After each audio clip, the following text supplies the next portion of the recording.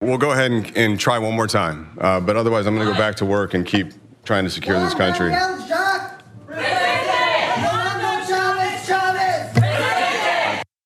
Oof, that is DHS Secretary Kevin McAleenan getting yelled off stage by law students at Georgetown University. Now, the issue here is that the law students have a problem with someone from Trump's administration going to their campus to talk about immigration, especially because it's about talking, it's all about talking or covering laws pertaining to immigration. And you're talking about an administration that doesn't really care about law and order, and you have literally dozens of immigrants who have died under US custody during the Trump administration. So the students protested this keynote speech. It was part of the Immigration, or I should say Migration Policy Institute's annual Immigration Law and Policy Conference. That is the point of this event. Law and Policy Conference, and you have Kevin McAleenan trying to give a speech. The students weren't having it, and here's what the scene looked like. Good morning, everyone. Stand up like that! Thank you for the kind introduction, Andrew, Stand up like that! and for your commitment to dialogue and conversation on controversial issues. Please be seated. What do we do? Stand up like that! What do we do? Stand up like that! What do we do? Stand up like that! All right, that's enough.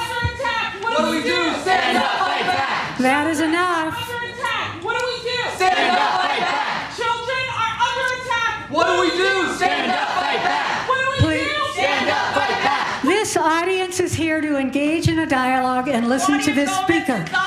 Please. Nikki Enriquez! Presente! Nadine and Laura! Presente! Melissa Ramirez! Presente! We'll give it one more shot. As a career law enforcement professional, I've dedicated my career to protecting the right to free speech and all the values we hold dear in America from all threats. So, okay, what I was going to start with is that I'd like to take our dialogue this morning above the politics and the daily news cycle, talk about the challenges and efforts that we faced over the past year, but also given that this is primarily an audience of immigration lawyers, advocates, and law students, to also talk about some of the fundamental issues we face with the current legal framework and its ability to address large-scale immigration flows. Okay, thank you. Have a good day. So just to clarify what the protesters were doing, at one point they read out loud the names of the immigrants who died in US custody. And then they followed it with presente, which in Spanish means present. So eventually he walked off stage, as you can see in that video, because it was not a friendly environment. So the question here is, was this the right thing for the law students to do? And usually I'm in favor of allowing different voices on these campuses so they can, share their ideas, speak their mind. Even if you disagree with them, you're on a college campus, you should be uncomfortable. Your preconceived notions should be challenged. But in this case, I actually agree with what the students did, okay? Yeah. And the reason why I agree with it is because this is a man in a position of power who's representing an administration that has broken the law over and over and over again. So like the audacity to have a representative from that administration come speak to law students, it's just ridiculous. Yeah, there's two more factors. I also think that this was the appropriate action by the students. So now I've said a million times on the show, there's a right way to do this. And so you want to have your voice heard, but you don't want to prevent the other folks from speaking. But first of all, they followed the exact right procedure. It's just that Georgetown had not prepared. So what I say is make your voice heard, do it in the beginning. When security comes, walk out politely. And it turns out that's exactly what the students planned to do. It's just that security never came. So they're like, well, then I guess we'll keep going. And so, but I want you to know exactly what they said. Anna alluded to some of it. You saw the sign that said hate is not normal. But what they were chanting was, when immigrants are under attack, what do we do? And they said, stand up, fight back. When children are under attack, what do we do? Stand up, fight back. When democracy is under attack, what do we do? Stand up and fight back. And I love that. Me too. So that gets to point number two. So this is not just a random speaker or a random conservative or a random administration. look, guys, fascism is on the board. Now, Trump, I don't think will survive his term. I've said that many times. But if he does, I don't think he'll win an election. But are those two possibilities impossible? No, of course it's not impossible.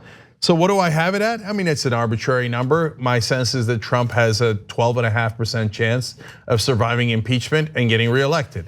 Now, that's a really low chance. I'm sure most people think it's a much higher chance, right? But even so, even let's call it 10%. It's way too high, because if he survives impeachment and gets reelected, there'll be no law left in this country. And it's not an exaggeration. He will start locking up his political opponents. He said he's going to over and over and over again. And if he wins re-election, he'll turn around and say the American people wanted it. They just told you that they wanted it. That's it, Adam Schiff, you're locked up. And God knows who else, Maxine Waters, you're locked up. Any reporter that crosses him, you're locked up. Is he gonna start seizing people's assets? He's a fascist. And everyone who works for him knows it. You think McAleenan doesn't know? He's working in the most odious department that Trump has, and he's doing it for fame and power. And then there's another layer to that. It is obvious that the normal bureaucrats, and this is what happens when fascism takes over in any country, the normal bureaucrats that are supposed to oppose him are too weak and spineless. So they treat everything as if it's normal. Oh, here's the guy who is heading up the department that all these immigrants died under. I love that they said the immigrants' names who died and said presente. That is so powerful.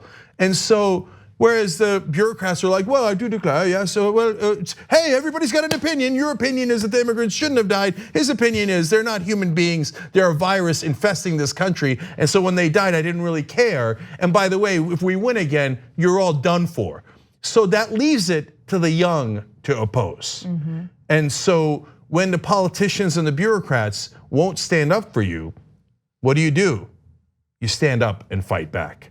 And so that's what those students are doing, and I'm incredibly proud of them. Thanks for watching The Young Turks, really appreciate it. Another way to show support is through YouTube memberships. You'll get to interact with us more. There's live chat emojis, badges. You've got emojis of me, Anna, John, JR, so those are super fun. But you also get playback of our exclusive member-only shows and specials right after they air. So all of that, all you gotta do is click that join button right underneath the video. Thank you.